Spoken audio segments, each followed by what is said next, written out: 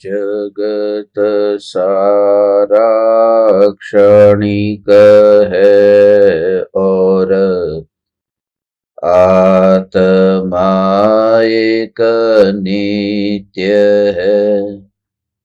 आत्मा का अनुभव बस एकमात्र नित्य है। कहन राज को कर नमन, करो महान यह काज। आप्त ज्ञान की प्राप्ति है, मंगलमय सुख साज। मंगलमय सुख साज।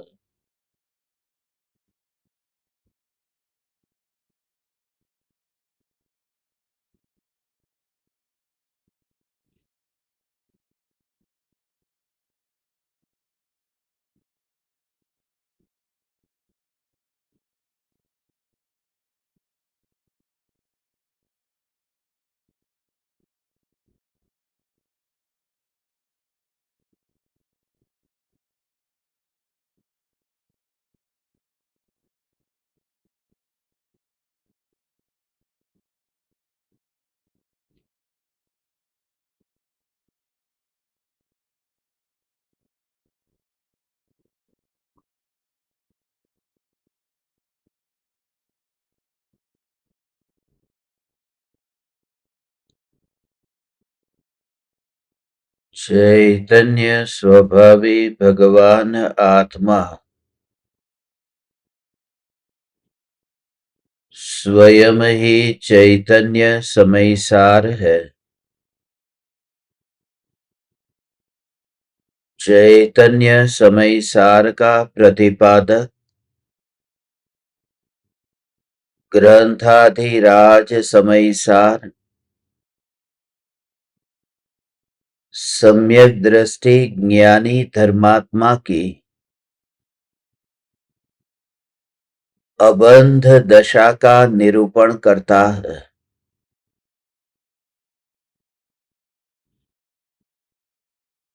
ज्ञानी को कर्म का बंध नहीं होता, क्योंकि बंध का कारण ज्ञानी में नहीं होता। बंध का मूल कारण मिथ्या अभिप्राय है। मिथ्या अभिप्राय सहित आत्मा में उत्पन्न होने वाले राग और द्वेष के भाव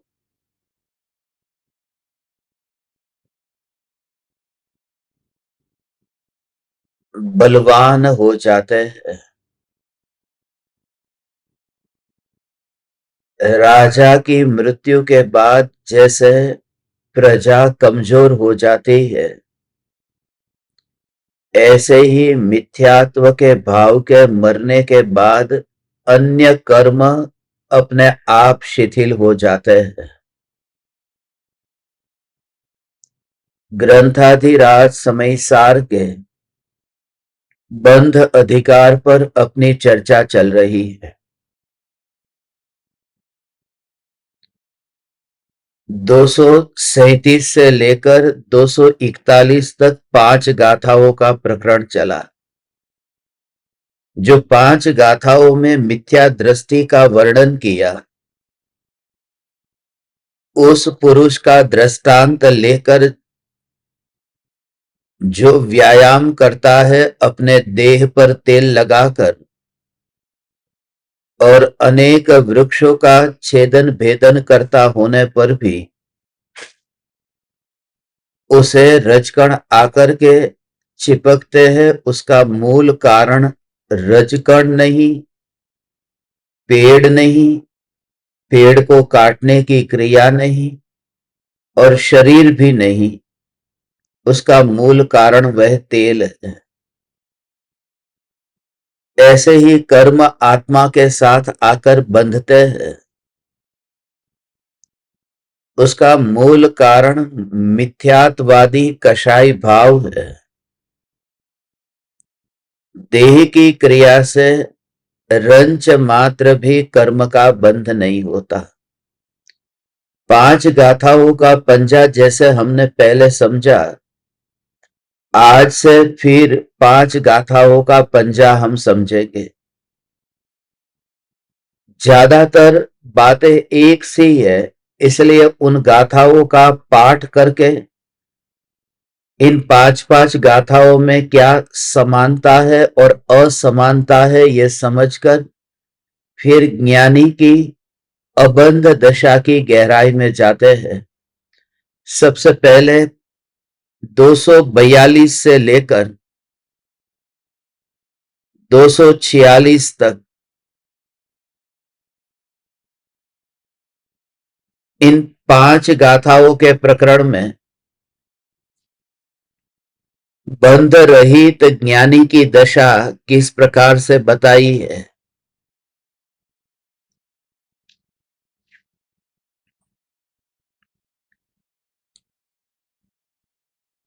242 से 246। जह पूर्णम सोचेव नरो लेह सव्वमी अवनिदे संते रेणु बहुलम मिठाणे करे दी सत्थे हिमवायामम छिंददी भिंददी यतः ताली तलकलयली वंशपिंडियो सच्चित्ता चित्ताणम करेदि दव्वाणमुवघादम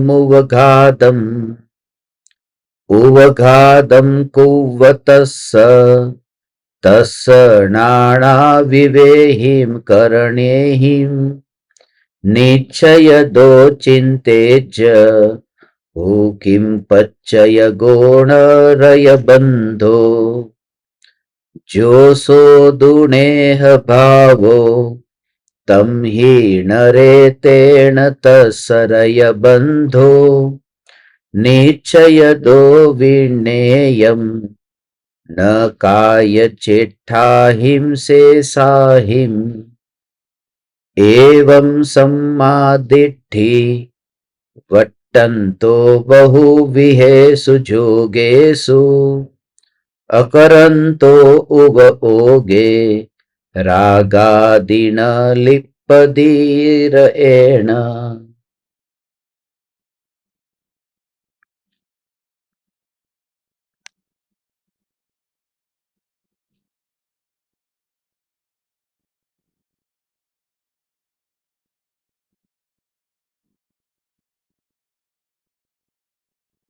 जिस प्रकार वही पुरुष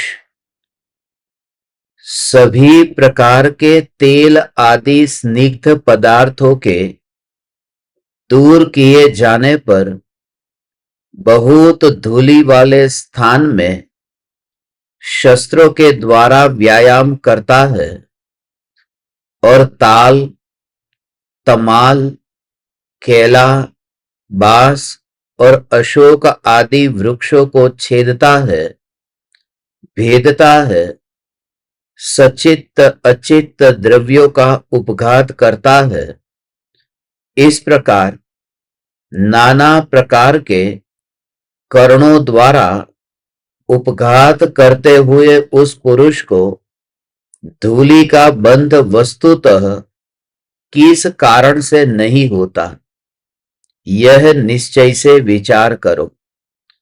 निश्चय से यह बात जानना चाहिए कि उसके जो बंध होता था वह तेल आदि चिकनाई के कारण होता था, अन्य काय चेष्टादि कारणों से नहीं।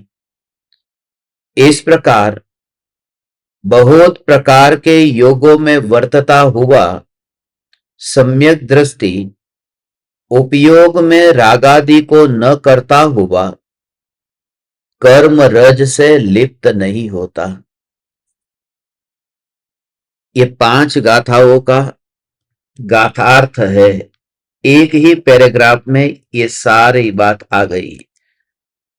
अब देखो इन 5 गाथाओं में ये है 242 से 246। जैसे पहली ये इन 3 गाथाओं में जो दृष्टांत दिया था ना, तो ऐसे ही वहां पर ऊपर भी ये 3 गाथाओं के जो दृष्टांत थे, ऐसे ही बात यहां पर है। यहां पर भी खाली आप दूसरी गाथा को देखेंगे तो दूसरी गाथा में देखो शुरुआत कहां से होती है, छिंददी भिंददी यतहा, फिर वही पूरे पेड़ के नाम और नीचे सचित्त अचित्त। ऐसे ही यहां पर देखो दूसरी गाथा में छिंददी भिंददी यतहा, और पूरा फिर देखो नीचे। तो एक ही जैसी बात है वहां पर, खाली वहां मिथ्या दृष्टि की बात है और यहां सम्यक दृष्टि की। तीसरी गाथा में देखो ऊपर बताया था 239 में, उवघादम कुव्वतस् तस् नाण विहे करणे ही, और यहां पर भी देखो उवघादम कुव्वतस् तस् नाण विहे।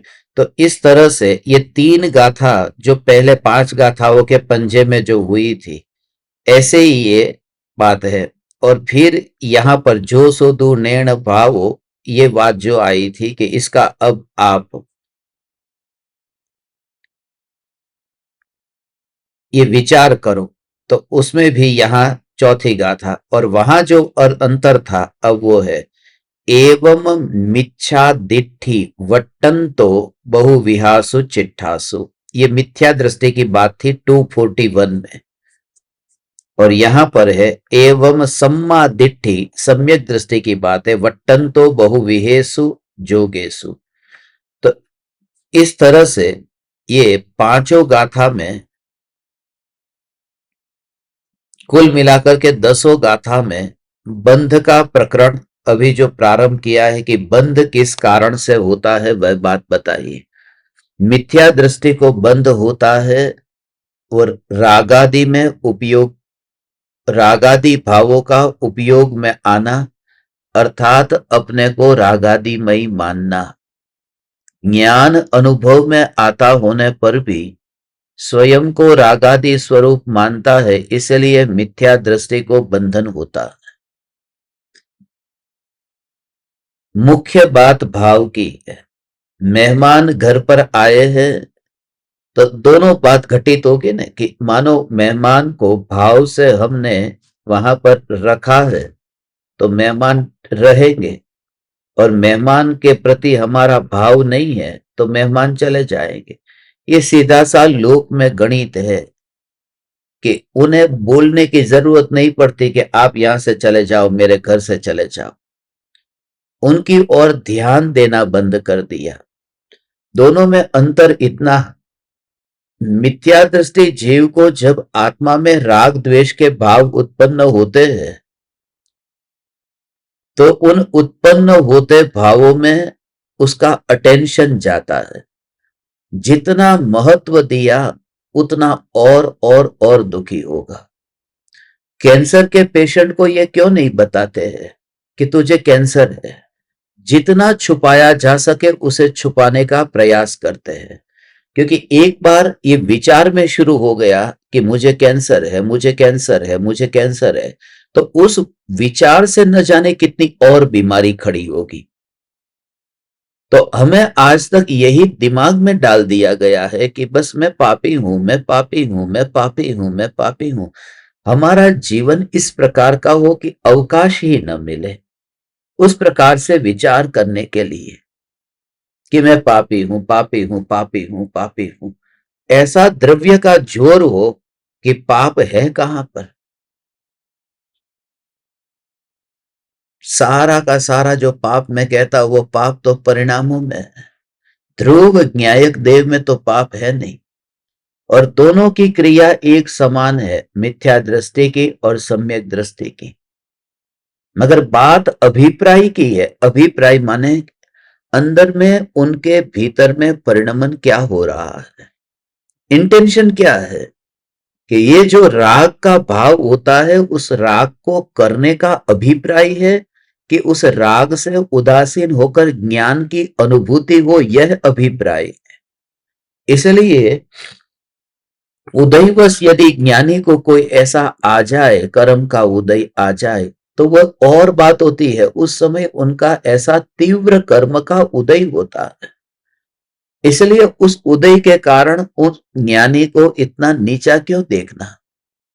वो उनके उदय का स्वरूप ऐसा है, कोई भी व्यक्ति उसे पलट नहीं सकता।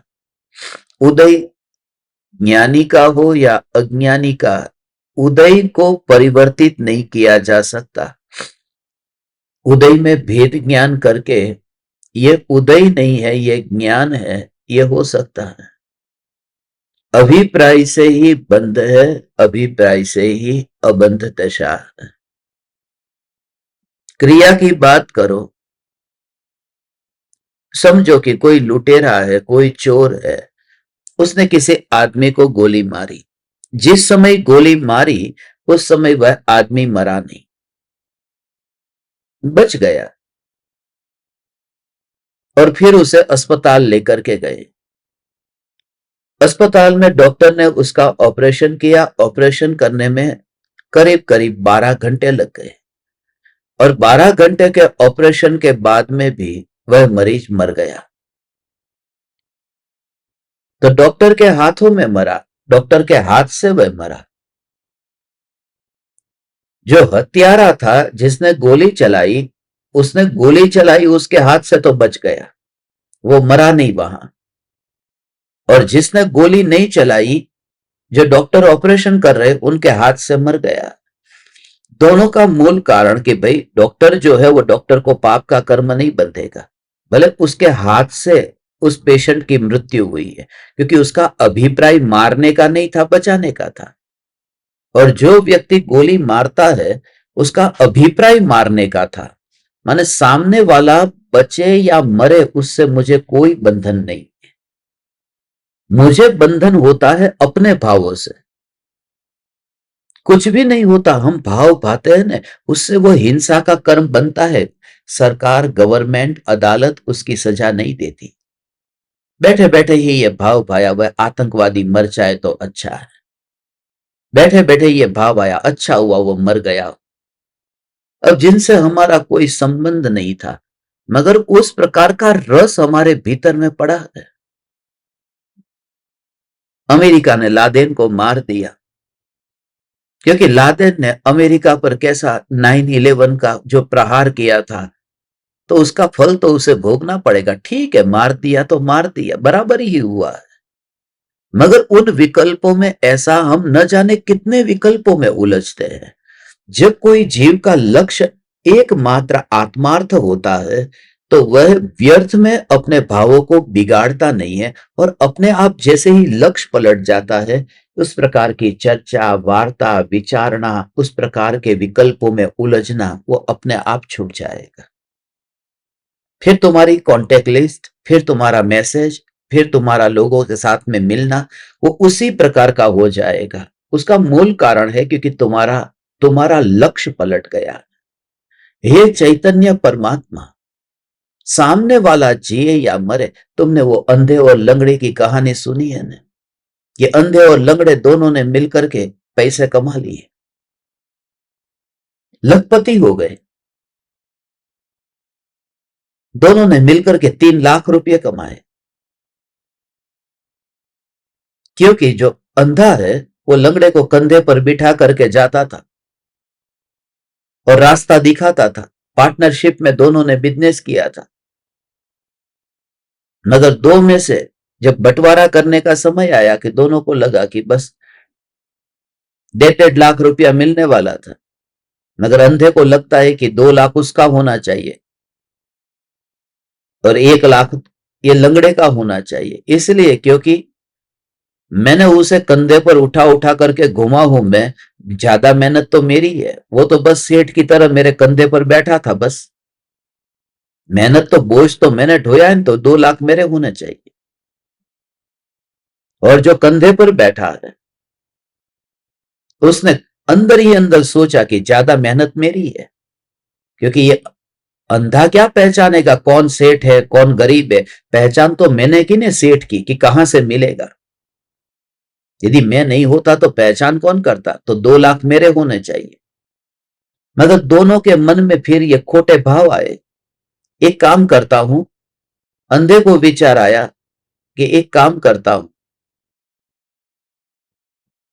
इसको मार दूं।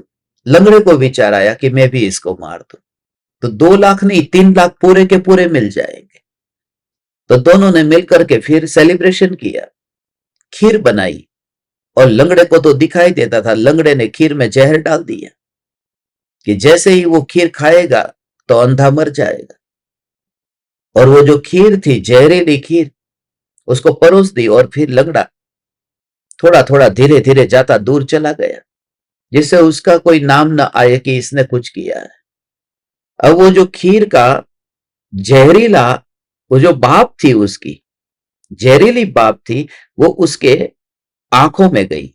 आंखों में गई कि जो अंधापन था वो अंधापन दूर हो गया। उसने देखा कि खीर तो काले रंग की है, ये सी खीर कैसे? दूध की बनी हुई खीर ये काली कैसे है? पता चला कि ये अंधे की ही चाल है, उसने इसमें जहर मिलाया था और मुझे मारना चाहता था। वह उठा और देखा कि लंगड़ा कहां है, वो तो बस कोने में जाकर के उल्टा होकर बैठा था, बिल्कुल अनजाना होकर के। यह अंधा जो अब अंधा नहीं रहा, वो तो अब देख सकता है, उसके पास गया और पीछे से जोर से एक लात मारी। तो वो लंगड़ा है वो ठीक हो गया, क्योंकि उसकी जो रीढ़ की हड्डी में जो तकलीफ थी, वो तकलीफ यही थी कि पीछे से एक प्रेशर की जरूरत थी, वो प्रेशर की देरी थी, वो एक प्रेशर लग गया कि अब वो लंगड़ा नहीं रहा, अब वो चलता हो गया। तो दोनों का काम हो गया, अंधा अब देखता हो गया, लंगड़ा अब चलता हो गया। दोनों ने एक दूसरे पर उपकार किया, तो दोनों को कितना पुण्य बंधेगा, कि दो में से किसी को भी पुण्य नहीं बंधेगा, दोनों को पाप ही बंधेगा। क्योंकि कर्म का जो बंध होता है वो दूसरे का भला या बुरा होता है उस वजह से नहीं होता। कर्म का बंध होता है कि मेरे भीतर में भाव कैसे है, और सम्यक दृष्टि के भीतर मिथ्यात्व का भाव नहीं होने से सम्यक दृष्टि को बस बंधन नहीं है। असली बात भाव की ही है, भाव की बात है। असली बेटा है नहीं, मगर बेटे की तस्वीर है। चलो पत्नी नहीं है, पत्नी की तस्वीर है।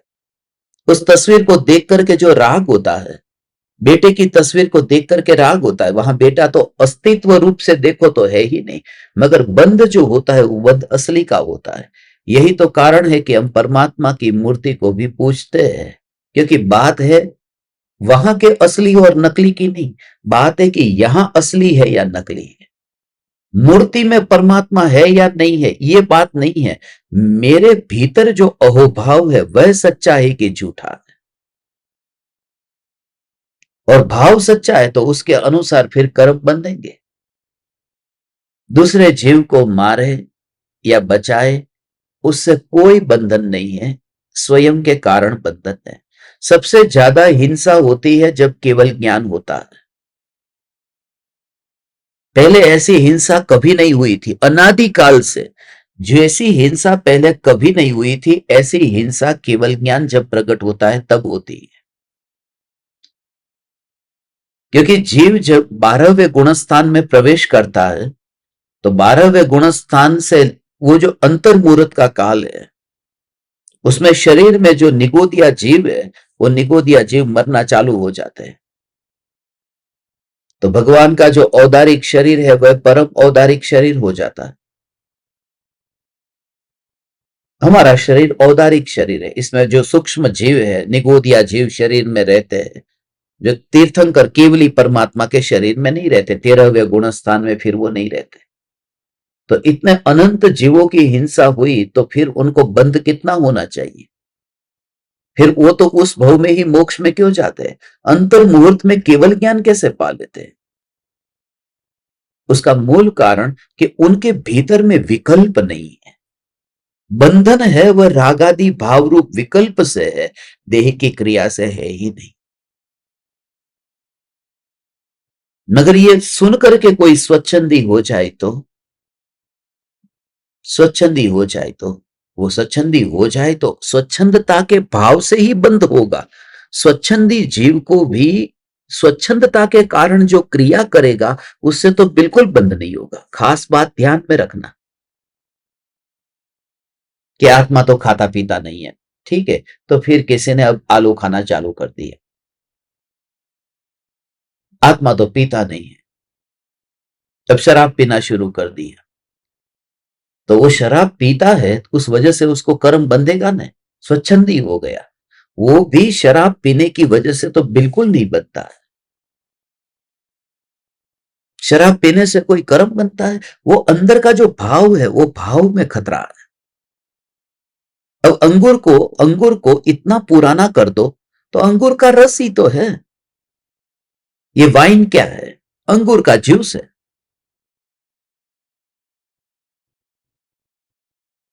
દ્રાક્ષનો જ્યુસ છે, વાઇન, બિયર શું છે? જવનું પાણી છે। એમાં છે શું? વોડકા શું છે? રમ શું છે? तो पानी है। देखिए नहीं, उसमें तो हिंसा होती है, उसमें उसकी प्रोसेस होती है। उस अंगूर को सड़ाया गया, उसे पुराना किया गया, उसके बाद में प्रोसेस करके फिर उसको बनाया है। मगर अंगूर कितना भी सड़ाया गया होगा ना तो 4 दिन का होगा, 8 दिन का होगा, मगर वो है वो पाप लगता है। और हमारा आम का बना हुआ अचार है ना, वो 6 6 महीने 9 9 महीने खाएंगे ना तो वो सड़ा हुआ आम नहीं होगा, वह तो अचार है। उसका वाइन नहीं चल सकता मगर मेरा अचार चल सकता है, क्योंकि बाप दादा ने अचार खिलाया था, वाइन नहीं पिलाया था। केरी ना छुंदा, गुंदा ना अथाना, ये सब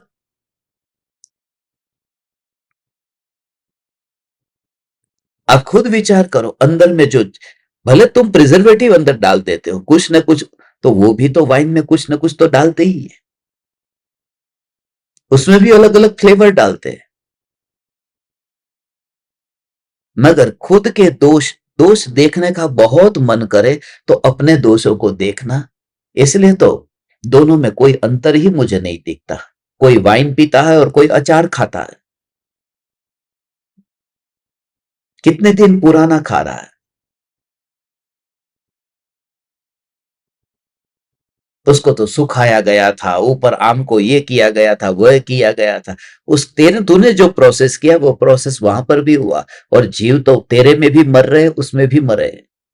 मगर दोनों को वो जो मरे हैं उसकी वजह से कर्म बनता ही नहीं। इस वजह से मुनिराज को नीचे देख करके चलते हैं तो कर्म नहीं बनता है। और एक राजकुमार राजमहल में चलता है, ऊपर देख करके चलता है तो कर्म बनते हैं। क्योंकि क्रिया में वहां पर फिजिकली कितने मरे या बचे वो नहीं, मेरा भाव क्या था। इसलिए परम कृपालु देव की भावना, भावना पर जो कृपालु देव ने जोर दिया है, आत्म भावना भावता जीव लहे केवल ज्ञान रे। हम हम ये उदय अनुसार विचरण करते हैं। हे परम कृपालु देव, ये दुनिया आपको नहीं पहचान पाई है, क्योंकि आपके भीतर में जो ज्ञान का अनुभव हो रहा है वह तो अंतर का निजी मामला है, और वो विचार तक भी नहीं आ सकता। ओ वो विचार में भी नहीं आ सकता, वो मन के द्वारा विकल्पों में भी नहीं आ सकती। वह परम कृपालु देव की अंतरंग में प्रकट हुई वह वितराग परिणति। बाहर का विकल्प जो है वो विकल्प ये दिखाई देगा। सम्यक दृष्टि ज्ञानी बस मिथ्या अभिप्राय से छूट गया है, इसलिए उनका जोर न्यायक पर है। जब भी विकल्प होते हैं, विकल्प पर जोर न होने का मतलब क्या? विकल्प पर जोर होना माने विकल्प में फेरफार करने जाना, और विकल्प पर जोर नहीं होना अर्थात विकल्प होने पर भी ज्ञान की ही मुख्यता रहना, बस। अपने अपने अपने अपने अपने अपने चैतन्य चैतन्य चैतन्य चैतन्य चैतन्य चैतन्य चैतन्य चैतन्य चैतन्य चैतन्य चैतन्य चैतन्य चैतन्य अंदर की वह धारा धारा धारा धारा धारा धारा ऐसे चलती है। और वहां पर जो कुछ भी परिवर्तन होता है, परिणामों में विकल्प बढ़ गए, विकल्प घट गए, ये जो बदलना हुआ। और ज्ञानी को जोर कैसा होता है? जोर होता है ज्ञान के स्वभाव पर। जैसे आप धूप में खड़े हैं और सुबह का समय है, तो आपकी परछाई लंबी होगी, और धीरे धीरे सूरज ऊपर आता है तो परछाई छोटी होती जाएगी। हे चैतन्य परमात्मा, तेरी परछाई, ये जब देख, तो ये जो परछाई छोटी होती जा रही, तो तुझे, अरे ये परछाई बड़ी है, ये परछाई छोटी है, अभी फिर शाम का समय हो जाएगा तो परछाई और बड़ी हो जाएगी। तो कैसा लगता है? मगर तुम्हें कभी ऐसा लगा कि मैं लंबा हो गया, मैं छोटा हो गया, फिर मैं लंबा हो गया? सुबह, दोपहर, शाम, मेरी जो हाइट है वो 5 फुट 7 इंच है, 5 फुट 8 इंच है। जैसे मेरी हाइट है, उसमें वो परछाई की वजह से क्या फर्क पड़ेगा?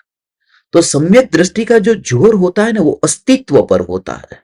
अस्तित्व का अर्थ है कि मैं तो जो हूं वही हूं, ऐसा।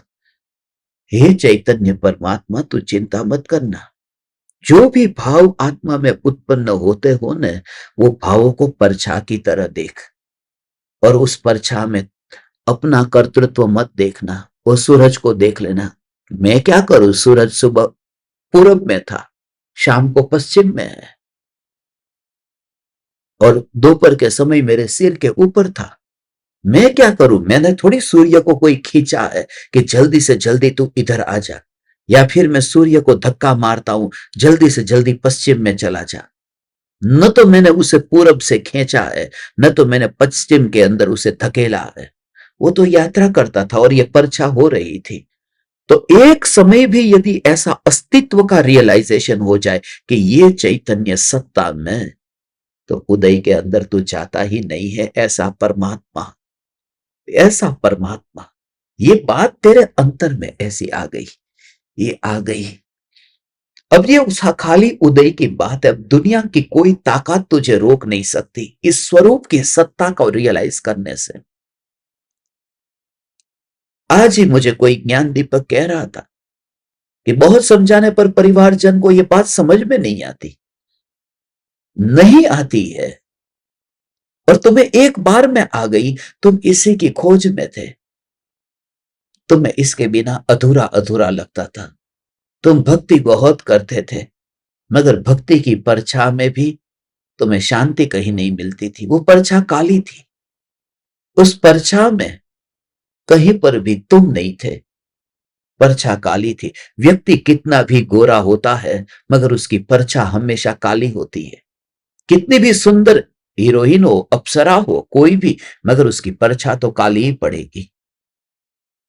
हमेशा याद रखना कि ये जो परिणाम है, वह परिणाम की कालीमा वह मैं हूं ही नहीं।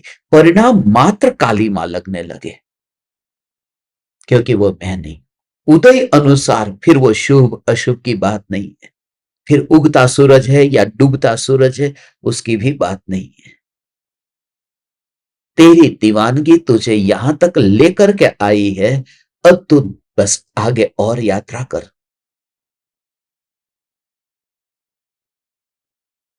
सम्यक दृष्टि जीव को अब बंध नहीं होता है, क्योंकि सम्यक दृष्टि जीव को अब तेल नहीं रहा है। वो चिकनापन जो था, वो चिकनापन नहीं है। उसका अर्थ यह है कि उन्होंने परछाई को देखना बंद कर दिया है। हिंसा तो है, मेरे यहां आने में हिंसा है, मेरे बोलने में हिंसा है, मेरे यहां से वापस जाने में हिंसा है।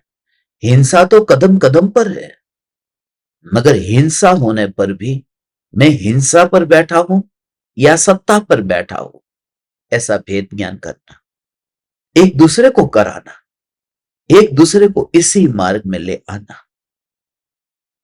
और ऐसा ही योग भी होगा, वरना तुम्हें बात करने का भी मन नहीं करेगा कि लाओ मैं किसी के साथ में बात करूं।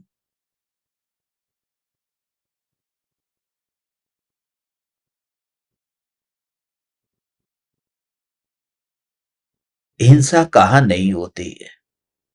वो जो पेड़ का घात करता है, पेड़ को काटता है, तो हिंसा तो होती है, मगर पेड़ को काटने से जो हिंसा होती है, उस वजह से उसके शरीर पर रजकण आए नहीं है, इसलिए अभी भी वो बिना तेल का अब जा रहा है। एक शब्द खास इसमें है जो देखो,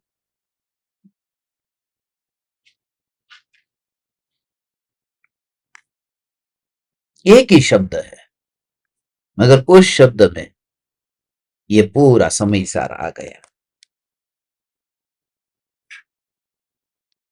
ये शब्द है वही, बस ये एक ही शब्द है, वही।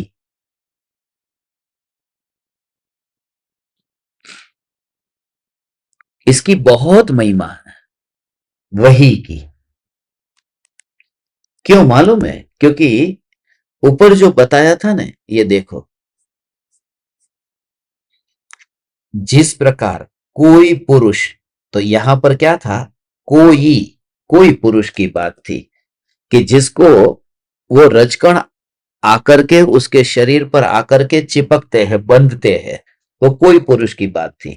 और अभी बात बताना चाहते हैं यही कि सिचुएशन सेम की सेम रही है, और पुरुष भी, बस वही पुरुष, माने वही पेड़ को काटने वाला, उसकी दशा बदल गई। माने सम्यक दृष्टि कोई अलग है और ज्ञानी कोई अलग है, ऐसा मत समझना। जो मिथ्या दृष्टि है वही जीव जब पलट करके सम्यक दृष्टि होता है, तो उसकी बात फिर अलग हो जाती है। ये वही का भाव ये है कि वही जीव फिर पलट जाता है।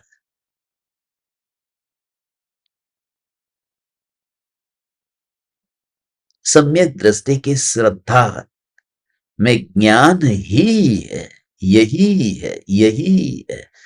और वह सत्ता मात्र पर, और उनको कोई भी कुछ भी कहे, मगर कुछ भी फर्क नहीं पड़ता है परछाह की वजह से। ये परछाह की वजह से फर्क नहीं पड़ता। श्रद्धा का जोर ऐसा है। ये बंध अधिकार श्रद्धा की मुख्यता से है कि सम्यक दृष्टि की श्रद्धा सम्यक होने की वजह से उन्हें कितनी जागृति रहती। एक मां के बेटे को शीतला की बीमारी हुई और बेटा मर गया, क्योंकि वो शीतला देवी के पास में लेकर के गई, अस्पताल में लेकर नहीं गई।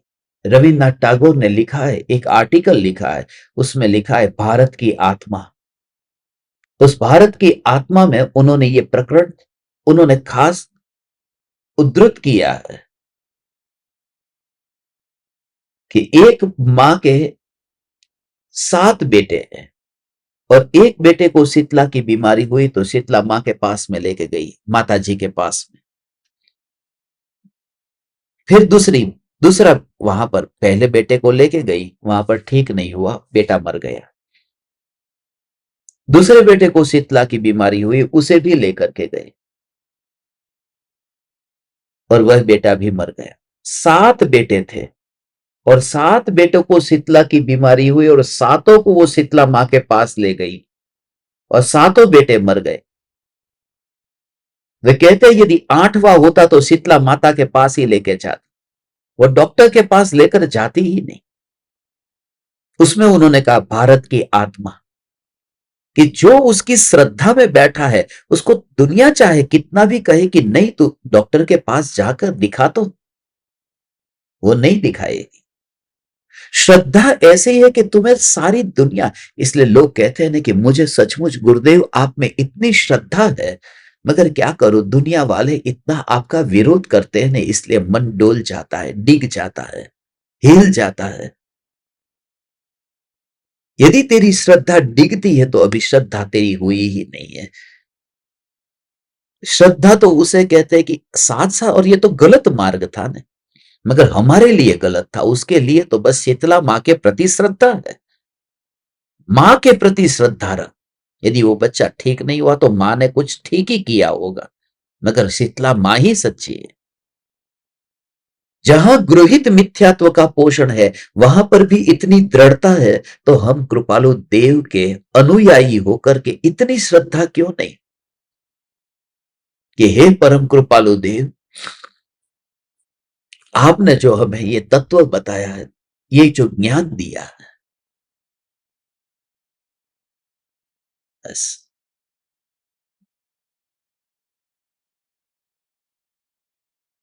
परछाई पर न जाकर, परछाई के साथ में न खेलकर, बस मैं सत्ता सत्ता सत्ता पर ही बैठा।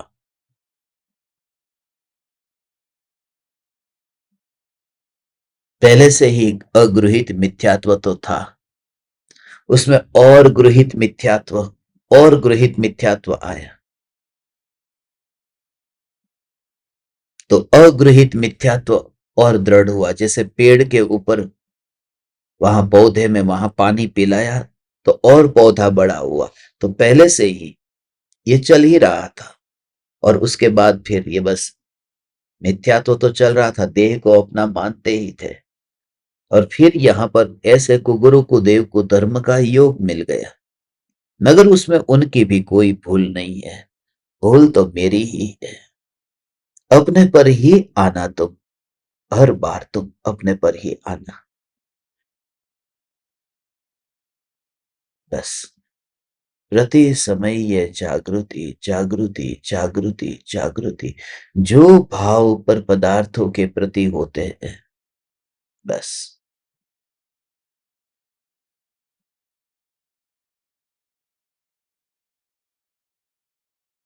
अपनेपन का, वही फिर अपने स्वभाव की ओर, बस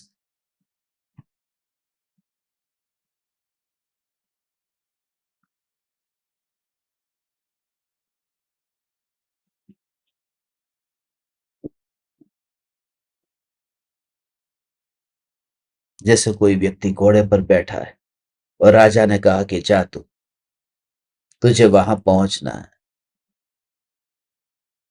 मगर याद रहे तुझे घोड़े से उतरना है, उतरना नहीं। और घोड़े का मुंह रखा है, उस दिशा में जाना नहीं है, जाना उल्टी दिशा में है। और घोड़ा, उसका मुंह बदलना नहीं चाहिए। अब घोड़ा है, वो पश्चिम की ओर मुंह करके खड़ा है, और उस घोड़े का मुंह बदलना नहीं चाहिए और जाना है पूरब की ओर। तो कैसे होगा? अभी नीचे भी उतरना नहीं है, उसमें ही उसकी शक्ति लगानी है कि जो वहां आगे की ओर जा सकता है, उस घोड़े को वहां पीछे की ओर मोड़ देना है। भले थोड़ी समय लगेगा, मगर दूसरा घोड़ा नहीं आता, वही घोड़ा है। कहने का अर्थ यह है कि जो तुम्हारी परिणति पर की ओर दौड़ती थी, उसकी दिशा अंतर की ओर हो जाती है। शक्ति पूरी वही की वही रहती है, कुछ भी बाहर से नया आता नहीं।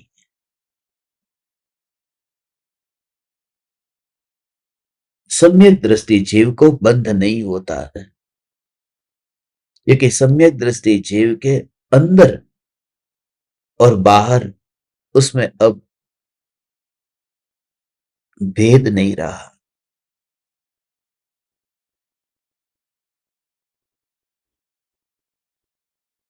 वह उदयगत परिणाम, उस उदयगत परिणाम को ज्ञान में जानते हैं, पाते हैं और जाते हैं।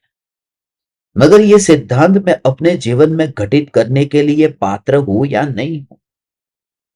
क्या मुझे इस सिद्धांत को अपने में घटित करना चाहिए या नहीं?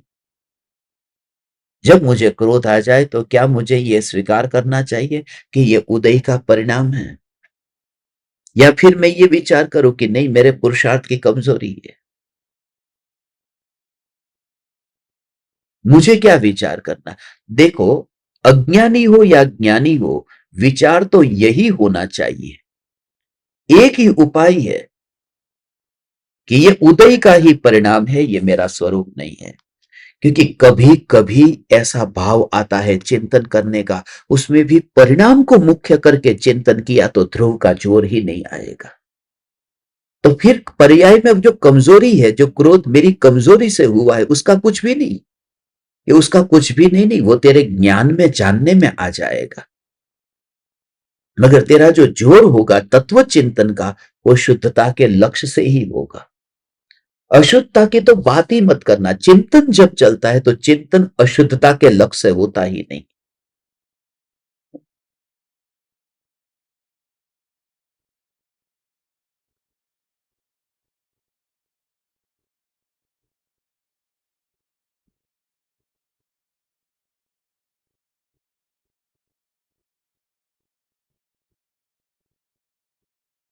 सम्यक दर्शन प्रकट होने से अज्ञानी इसलिए भयभीत होता है क्योंकि सम्यक दर्शन प्रकट होने पर जिंदगी अस्त व्यस्त हो जाती है।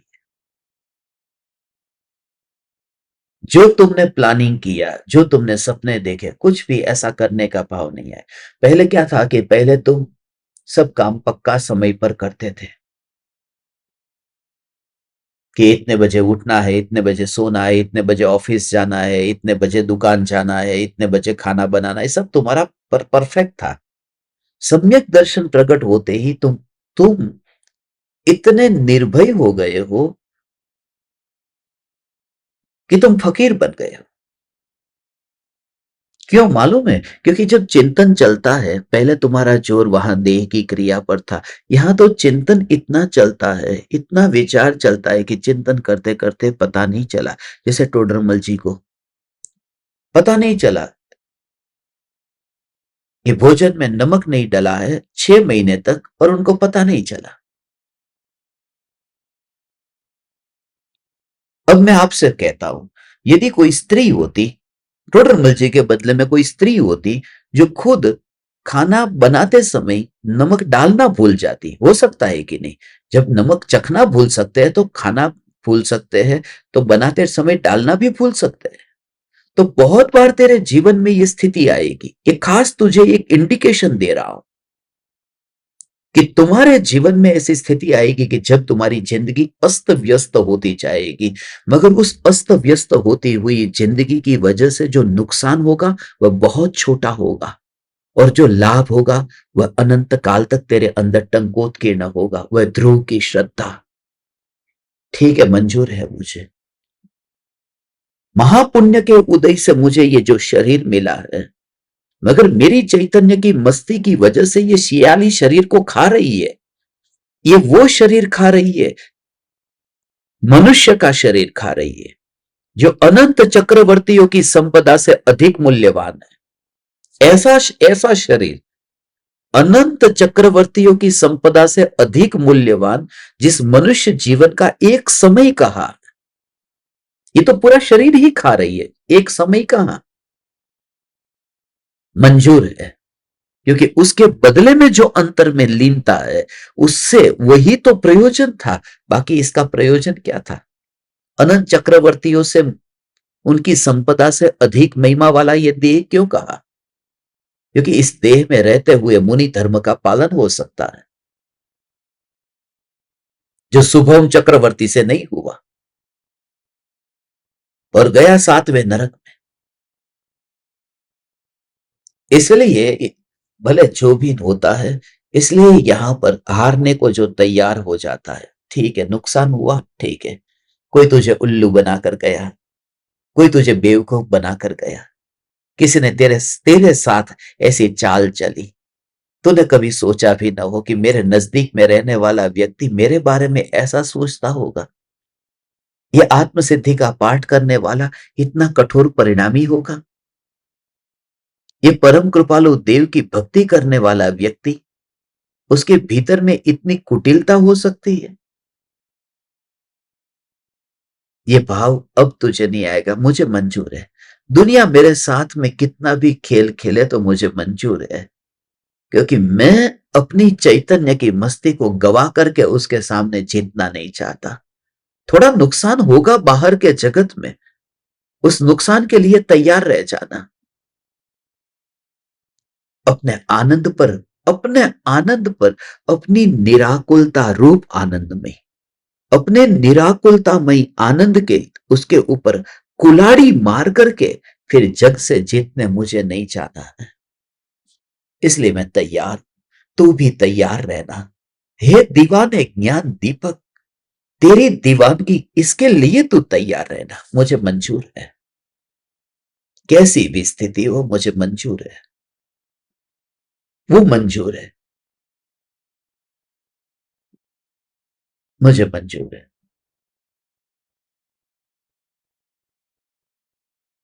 अमेरिका में, कनाडा में अभी रात के 2 बजे, नींद खराब करके भी तुम सुनने के लिए बैठ गए न। मंजूर है, नींद गई न मेरी, मगर उसके बदले में जो तत्व मिला, ऐसे ही अहोभाव से भरना। तब तुम्हें मध्य रात्रि की 2 बजे की, तुम्हारे तो ऐसा ऐसा अंदर से तुम्हारा तो मृत्यु का भय सचमुच ही छूट जाएगा। मैं खास उनके लिए कहता हूं जो अमेरिका कनाडा में बैठ करके जो अभी जो सुन रहे हैं, इसके लिए, क्योंकि आधी रात को भी तुम तैयार रहते हो ने, इसका मतलब यह कि मृत्यु भी यदि आधी रात को आएगी तो तुम तैयार हो जाओगे। ठीक है, मैं तो पहले से ही रात को जाग जाता था, कि ठीक है, मेरी तो आदत ही बन गई थी। तुम्हारा ये एक एक समय जो है, मैं समझता हूं आधी रात को उठने का क्या होता है फल।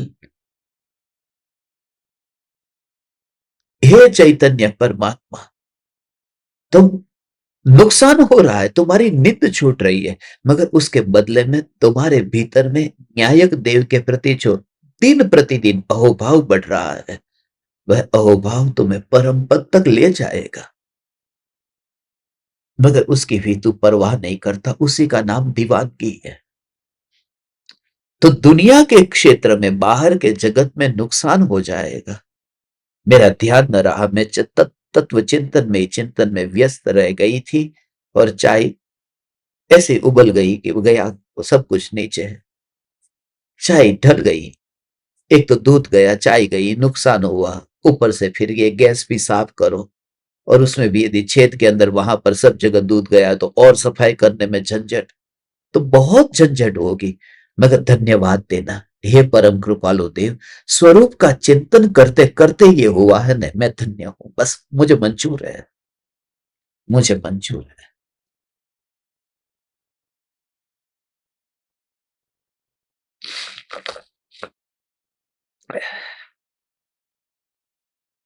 हे परम कृपालु देव, मुझे मंजूर है। इसलिए इसलिए यदि भूख लगी और समय का ध्यान न रहा, कि अरे दोपहर हो गई, अभी तो मेरा नाश्ता तो बाकी है, पता ही नहीं चला, ये तो दोपहर के 12 बजने आए, याद ही नहीं आया, मुझे मंजूर है। इसलिए मुझे मंजूर है, क्योंकि स्वरूप के विचार और जागृति से आज जो पहला कदम मैंने रखा है, वो मुझे वहां ले जाएगा जहां भूख ही नहीं होगी। भूख भूख नहीं होगी ऐसा नहीं, पेट ही नहीं होगा, देह ही नहीं होगा, ऐसे तू अपने को मोड़ देना। सम्यक दृष्टि ज्ञानी की ये कला मैंने तुझे बताई, आज की कला, ये बोध भगवान तू याद रखना।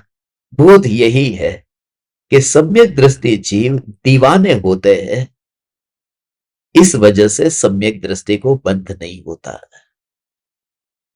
स्वरूप की जागृति के कारण, बस पहला ही ये है।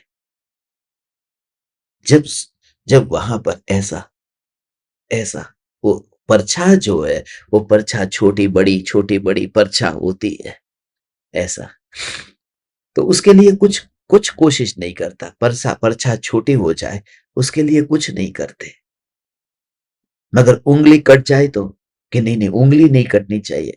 हमारा जो देह में अपनापन है, आपको ये फील करो, यदि परछा में परिवर्तन आता है तो कोई फर्क तुम्हें नहीं पड़ता, मगर उंगली कट जाए तो फर्क कैसे पड़ता है।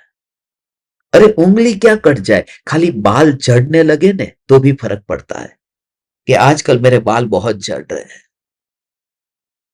अरे झड़े नहीं, बाल पूरे रहे मगर खाली काले से सफेद होने लगे थोड़े थोड़े, तो भी फर्क पड़ता है, क्योंकि तुमने माना कि सत्ता में फर्क पड़ गया, और वो तो परछा थी।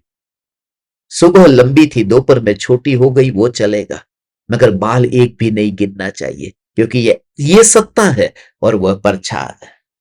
सम्यक दृष्टि की बात ऐसी ही है कि चैतन्य सत्ता में कुछ नहीं हो रहा है, नहीं, और परिणामों में जो हो रहा है मंजूर है, तो आनंद भोग पाएगी, तू आनंद भोग पाएगी। इसी श्रद्धा के बल पर परिणाम को बस बहुत बार गंगा गए थे, अस्थि बहाने गंगा गए थे, हड्डियों को बहाने, राख को बहाने गंगा गए, समुद्र में गए थे। एक बार तू परिणाम को बहाने चला जा, परिणाम का विसर्जन कर दे। परिणाम मात्र का, चेंजेस मैं नहीं। ओ। और बार बार तुझे रिमाइंडर की जरूरत पड़ेगी।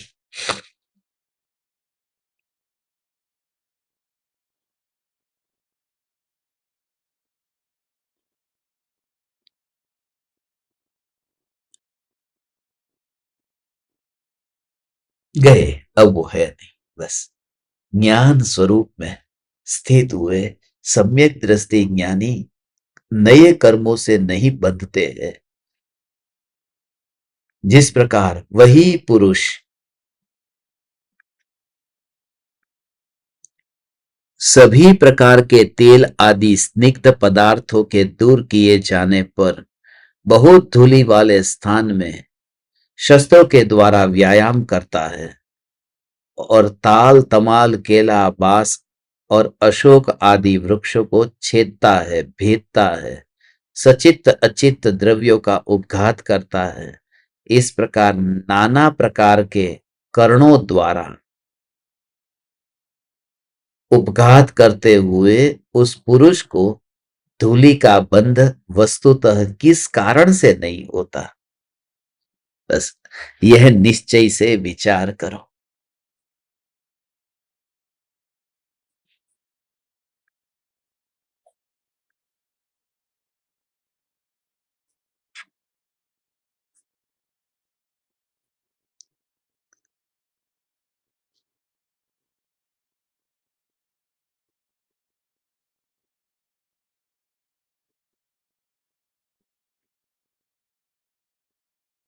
उसमें शरीर में कुछ नहीं होगा, शरीर में कुछ नहीं होगा, माने जब तुम ऐसे बैठो ना कि बस तुम्हारे अंदर में जब भाव नहीं रहे तो फिर कर्म आना बंद हो जाएंगे। तो जितनी अक्कड़ता शरीर में रखी थी, अब बिल्कुल शरीर को ढीला छोड़ दो, ऐसा तो तुम्हें नए कर्म का बंध नहीं होगा। कि फिर तुमने शरीर पर जोर दिया, शरीर अक्कड़ता से हो, शरीर ढीला हो, शरीर कैसा भी हो, सिर्फ मैं वाला जो अनुभव का जो जोर था वह अनुभव का जोर परिणामों पर था, वहां से दृष्टि हट करके अनुभव का जोर वह ज्ञान पर आ गया। यह ज्ञान ही अनुभव में आ रहा है। ये चैतन्य परमात्मा, तो आज इसका अभ्यास करना, बस परछा है, परछा की परवाह मैं नहीं करता, बस परछा की परवाह मैं नहीं करता। सिर्फ दो बात याद रखना, ज्यादा याद नहीं रखना है। परछा जो है वो छोटी है, बड़ी है, कैसी है, चिंता मत कर। सत्ता से परछा अलग है, ये पहली बात। ये आज का पूरा सार है। यदि कोई मुझे कहे कि 1 मिनट में सार बताओ, 60 सेकंड में, तो 60 सेकंड में सार इतना ही है। परछा लंबी हो या छोटी हो, उस वजह से व्यक्ति की सत्ता में कोई फर्क नहीं पड़ता। ऐसे ही परिणामों में, उदयगत परिणामों में वृद्धि हानि होती हो तो भी चैतन्य सत्ता में कोई फर्क नहीं पड़ता, और ये सत्ता ही मैं हूं, ऐसी श्रद्धा सम्यक दृष्टि को होती है। दूसरी बात कि जब स्वरूप की महिमा इतनी आती हो और चैतन्य का जोर इतना आता हो, तो बाहर में बहुत नुकसान होने की संभावना है, जिंदगी अस्त व्यस्त होने की संभावना है, तो भी मुझे मंजूर है। तो भी मंजूर है, क्योंकि स्वरूप से महान इस जगत में और कुछ भी नहीं है। जो सत्ता स्वरूप है, इससे महान कुछ नहीं है, इसलिए उसका भी स्वीकार कर लेता है। सत्ता के जोर से परछाई को इग्नोर करो और स्वरूप की महिमा के जोर से सारे जग को शून्य होने के लिए भी, तुम देखने के लिए भी तैयार हो जाओ। घर चले हम सदा सिद्धपुर साथियों, अब तुम्हारे हवाले दीपक साथियों।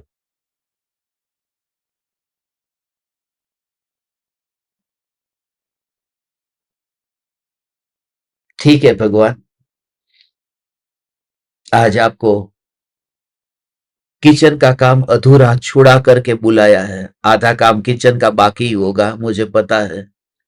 सब्जी तो तैयार हो गई थी, रोटी बाकी थी, उतारनी बाकी थी, आटा तो गूंद दिया था, अभी बस खाली रोटी गरम उतारनी है। ठीक है, मैं आता हूं आपके पास में, तैयार करो जल्दी से जल्दी। तैयार है, मुझे सब तैयार है, मंजूर है, मुझे सब मंजूर है। यदि चैतन्य के जोर से, भूखा प्यासा देरी से, सब मंजूर है। यदि चैतन्य का जोर है तो मौत भी मंजूर है, चैतन्य का जोर है तो मृत्यु भी मंजूर है। ऐसी ही तैयारी में रहना। मैं आपको, आज शुक्रवार है ना, डीसीडीपी के लिए भी, दीपक कनेक्शंस ध्यान प्रयोग के लिए कभी भी बुला सकता हूं। तैयार रहना।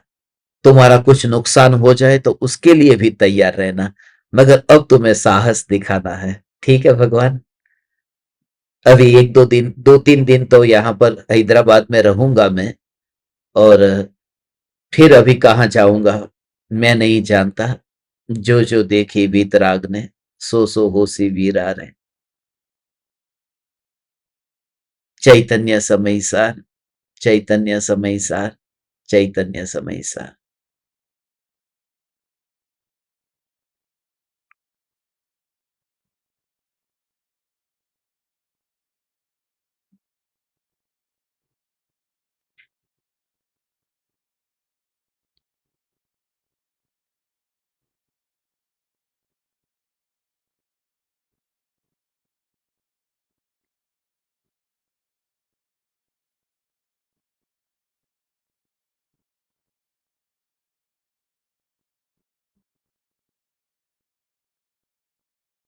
अहो अहो श्री सद्गुरु, करुणा सिंधु अपार,